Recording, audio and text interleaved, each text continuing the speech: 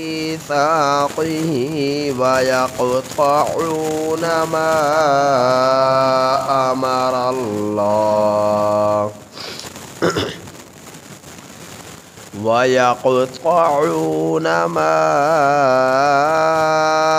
أمر الله به أن يوصل ويفسدون في الأرض أولئك لهم اللعنة ولهم سوء الدار الله يبسط الرزق لمن يشاء ويقدر الله يبسط الرزق لمن يشاء ويقدر وفرحوا بالحياة الدنيا وما الحياة الدنيا في الآخرة إلا متاع۔ یہ سورۃ الرعد کی آیت نمبر 25 تا 26 آپ حضرات کے سامنے تلاوت ہوئی۔ ان آیات کریمہ کا ترجمہ یہ ہے والذین، اور وہ لوگ کہ جو ینقضون، توڑتے ہیں، عہد اللہ، اللہ کے عہد کو، من بعد میثاقہ، اس کو مضبوط کرنے کے بعد، وَيَقْطَعُونَ، اور توڑتے ہیں اس چیز کو کہ جس کا اللہ نے حکم دیا یہ کہ أَن يُسْقَلَ، کہ اسے جوڑا جائے، وَيُفْسِدُونَ فِي الْأَرْضِ، اور وہ لوگ کہ جو فساد مچاتے ہیں زمین میں، فساد کرتے ہیں زمین میں، اولئک، یہی لوگ ہیں کہ لہم اللعنۃ، ان لوگوں کے لیے لعنت ہے، وَلَهُمْ سُوءُ الدَّارِ، اور ان لوگوں کے لیے برا گھر ہے۔ اللہ یبسط الرزق، اللہ کشادہ کرتا ہے رزق کو، لمن یشاء، جس کے لیے چاہتا ہے، ویقدر، اور تنگ کرتا ہے، وفرحوا بالحیات الدنیا، اور یہ لوگ خوش ہو گئے دنیا کی زندگی پر، وَمَا الْحَيَاةُ الدُّنْيَا،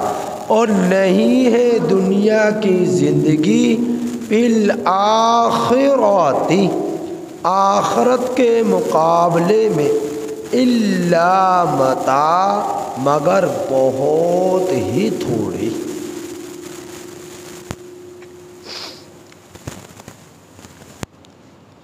اللہ جل جلالہ نے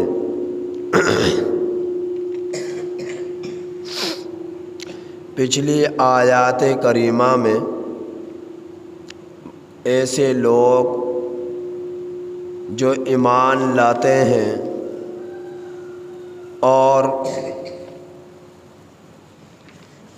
نبیوں کے طریقے پر چلتے رہے، ان کے اوصاف بیان فرمائے، کامیاب ہونے والے لوگوں کی خصوصیات بیان فرمائے۔ مثلا کہ اللہ سے کیے ہوئے عہد کو پورا کرنے والے ہوتے ہیں اور عہد کو توڑتے نہیں ہیں، اور جن لوگوں سے اللہ نے تعلق جوڑنے کا حکم دیا ان کو جوڑتے ہیں اور اپنے رب سے ڈرتے ہیں اور آخرت کے عذاب سے ڈرتے ہیں اور اللہ کی رضا کو تلاش کرتے ہیں اور نماز کو قائم کرتے ہیں، اور جو اللہ نے انہیں دیا اس میں سے کھلم کھلا اور چھپ کر خرچ کرتے ہیں اور برائی کو نیکی سے بدل ڈالتے ہیں۔ اللہ نے فرمایا کہ یہ لوگ ایسے ہیں کہ ان کے لیے آخرت کا گھر ہے، اچھا ٹھکانہ ہے، رہنے کے باغات ہیں کہ داخل کیا جائے گا ان لوگوں کو ان باغات میں، اور وہ لوگ جو اپنے آباء اجداد اور بیوی اور بچوں کی جنہوں نے اصلاح کی، اور ایسے لوگوں کو اللہ یہ انعام عطا فرمائے گا کہ فرشتے ایسے لوگوں کو پر ہر دروازے سے داخل ہوں گے اور ایسے لوگوں پر سلامتی کی صدائیں ہوں گے، کیونکہ دنیا کے اندر رہ کر یہ لوگ کڑوے گھونٹ پی کر نیکی کرتے رہے، اگرچہ ابلیس نے انہیں روکا پھر بھی نیکیوں پر جمے رہے، غم آئے تو صبر کیا، نیکی کا موقع آیا تو نیکی کر کر صبر کیا، تکلیف پہنچی تو صبر کیا، گناہ کرنے کو دل چاہا، گناہ کے اسباب موجود تھے، گناہ سے بچ کر اس نے صبر کیا، ایسے لوگوں کے لیے کل قیامت کے دن فرشتے سلامتی سلام سلام کی صدائیں لگائیں گے۔ آج کی آیات کریمہ میں میرے رب نے ان لوگوں کا ذکر فرمایا جو عہد کو پورا نہیں کرتے بلکہ عہد کو توڑتے ہیں، اور جن لوگوں سے اللہ نے انہیں تعلق جوڑنے کا حکم دیا وہ تعلق کو جوڑنے کے بجائے توڑتے ہیں۔ اللہ سے کیے ہوئے عہد کیا تھا؟ اللہ سے کیا ہوا وہ عہد تھا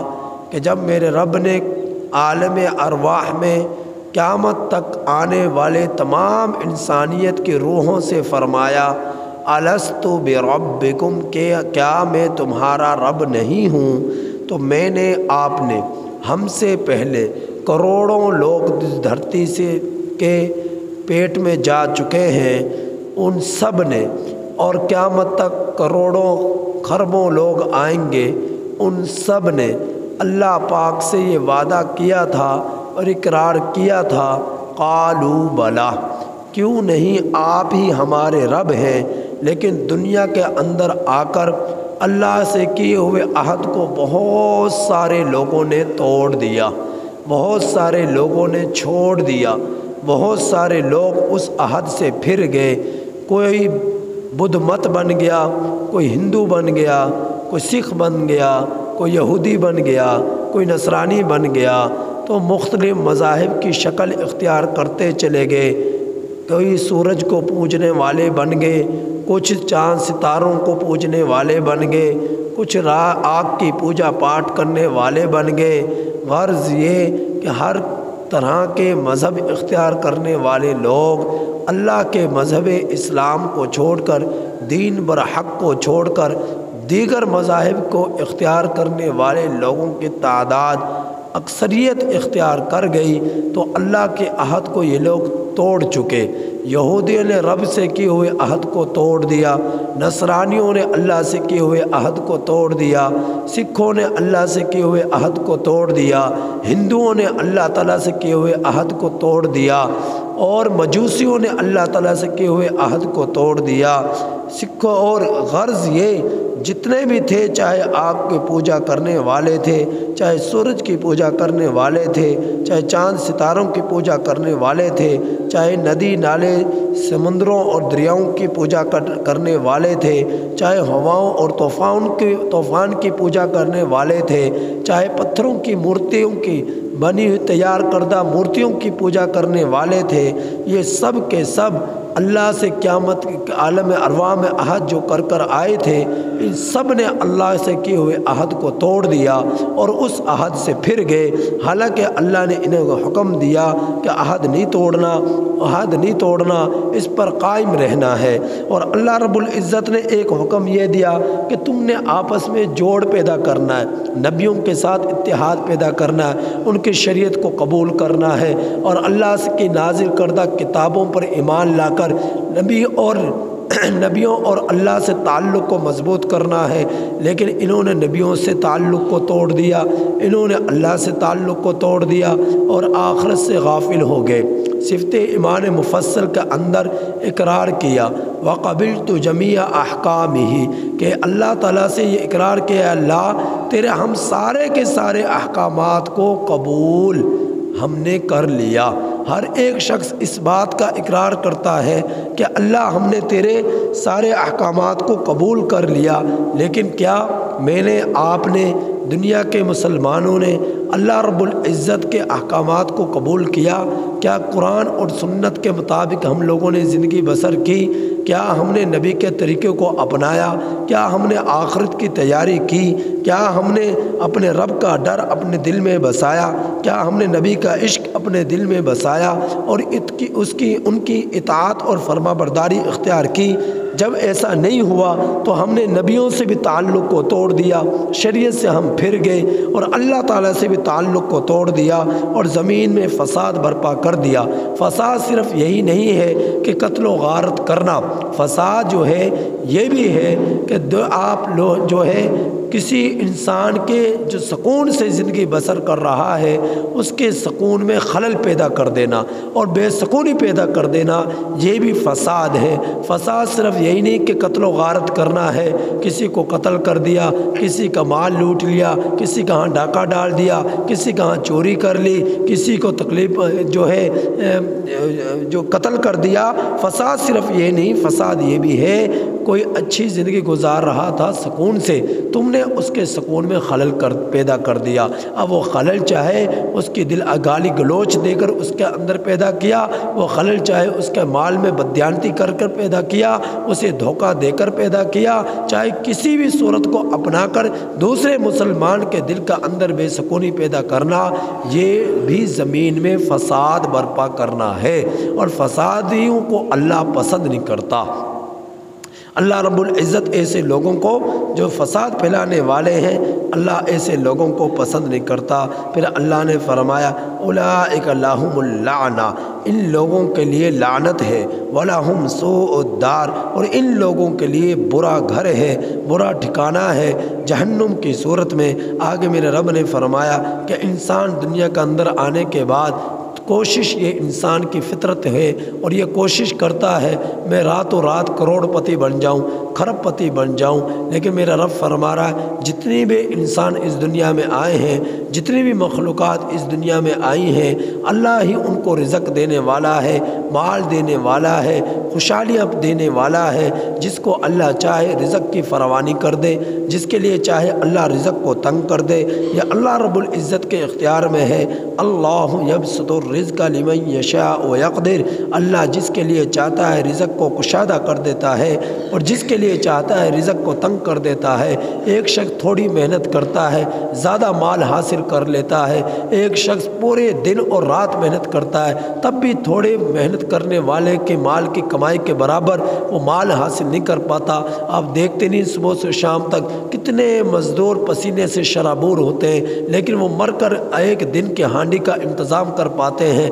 آپ دیکھتے نہیں کتنے ایسے لوگ ہیں راتوں رات کھرب پتی بن جاتے ہیں، چند منٹوں اور سیکنڈوں میں اللہ انہیں کروڑ پتی بنا دیتا ہے۔ تو اللہ رب العزت کی یہ عطا ہے، جس کے لیے چاہتا ہے رزق میں فراوانی کر دیتا ہے، جس کے لیے چاہتا ہے رزق کو تنگ کر دیتا ہے۔ تو اللہ کے فیصلوں پر ہم میں سے ہر ایک کو چاہیے کہ وہ خوش رہے۔ اللہ کسی کو امیر بنا دے اسے امارت پر خوش رہنا چاہیے، جس کو اللہ غریب بنا دے اسے غریبی پر خوش رہنا چاہیے، کیونکہ اللہ نے اسے تنگی دی ہے تو اللہ کے فیصلے پر وہ راضی رہے۔ اللہ نے اسے خوشحالی دی ہے اللہ کے اس فیصلے پر وہ خوش رہے، تو اللہ فرما رہے کہ لیکن تم اللہ کے فیصلوں پر خوش رہنے کے بجائے، رب کے احکامات کو قبول کرنے کے بجائے وَفَرِحُوا بِالْحَيَاةِ الدُّنْيَا، تم دنیا کی زندگی پر خوش ہو گئے، دنیا کو تم نے ترجیح دے دی، آخرت کو تم بھول گئے، اسے تم نے پس پشت ڈال دیا۔ وَمَا الْحَيَاةُ الدُّنْيَا فِي الْآخِرَةِ إِلَّا مَتَاع، میرا رب فرما رہا ہے کہ آخرت کے مقابلے میں دنیا کی زندگی کا نفع بہت تھوڑا ہے۔ متاع ان میں تنوین ہے، اور تنوین یہ قلت کا معنی دے رہی ہے، قلت، بہت معمولی اور تھوڑی سی چیز کے لیے قلت کا لفظ استعمال ہوتا ہے، اور یہ تنوین بتلا رہی ہے کہ دنیا کی زندگی کا نفع تمہارے لیے بہت تھوڑا ہے۔ چاہے تم دنیا کے اندر رہتے ہوئے بادشاہ بن گئے، پوری دنیا کے حکمران بن گئے، پوری دنیا کی زمین کے خزانے تمہارے قبضے میں آ گئے، لیکن پھر بھی یہ دنیا کا نفع آخرت کے مقابلے میں بہت تھوڑا ہے۔ حضرت نوح علیہ السلام نے 1400 سال زندگی گزاری، 1400 سال عمر گزاری اس دھرتی پر۔ کسی نے پوچھا حضرت نوح علیہ السلام سے، آپ نے دنیا کو کیسا پایا؟ آپ نے، اللہ نے بہت عمر عطا فرمائی، تو آپ نے دنیا کو کیسا پایا؟ تو حضرت نوح علیہ السلام نے فرمایا کہ دنیا کی میری 14 سال کی عمر کی مثال یوں سمجھیے کہ ایک شخص نے ایک گھر بنایا، محل بنایا، اور اس کے 2 دروازے رکھے، تو ایک دروازے سے وہ داخل ہوا اور دوسرے دروازے سے وہ نکل گیا، اسے پتہ ہی نہ چلا کہ میں گھر کے دروازے میں کب داخل ہوا اور گھر کے اندر سے میں کب نکل گیا۔ تو میری مثال دنیا کی زندگی کی عمر کے اعتبار سے اسی طرح ہے آخرت کے مقابلے میں، کہ جس طرح کہ میں ایک دروازے سے داخل ہوا اور دوسرے دروازے سے میں باہر نکل گیا، اور مجھے پتہ ہی نہ چلا کہ میں محل میں داخل بھی ہوا تھا۔ تو دنیا کی زندگی آخرت کے مقابلے میں اس قدر تھوڑی ہے، لہٰذا ہم میں سے چاہیے ہم دنیا کو ترجیح دے کر آخرت سے غافل نہ ہوں، دنیا کو ترجیح دے کر آخرت سے غافل نہ ہوں، اللہ کو یاد رکھیں، اللہ سے فریاد کریں، اللہ سے دعائیں مانگیں، اللہ کو پکاریں، وہ تمہاری آہوں کو سنے گا، تمہاری پکار کو سنے گا، تمہاری تڑپ کو سنے گا، تمہاری تکلیف کو وہ سمجھے گا۔ اللہ رب العزت کے سوا تم کسی کو مشکل کشا، حاجت رواں، رزق دینے والا، داتا، مشکل کشا تم کسی کو بھی نہ سمجھو۔ اللہ رب العزت کے سوا کسی کو بھی تم دستگیر نہ سمجھو، اللہ کے سوا کسی کو بھی تم مقنن نہ سمجھو۔ اب تم فریاد کر رہے ہو، اللہ تمہاری فریاد کو سن رہا ہے، جس کے لیے چاہے گا جو فریاد کی اللہ وہی عطا کر دے گا، جس کے لیے چاہے گا جو فریاد کی اس فریاد کو آخرت میں ذخیرہ کر لے گا۔ اللہ جس کے لیے چاہے گا جو اس نے مانگا وہی اسے مل گیا، یا پھر جو اس نے مانگا اس کے بدلے میں اس پر آنے والی مصیبت کو اللہ جل جلالہ نے ٹال دیا، ختم کر دیا۔ لیکن اللہ دعا کو ضرور قبول کرتا ہے، ایسی بات نہیں ہے کہ تم اللہ سے فریاد کرو اور اللہ تمہاری فریاد کو سنے نہ۔ ادعو خوفا و طمعا، اللہ فرما رہے تم خوشحالی میں،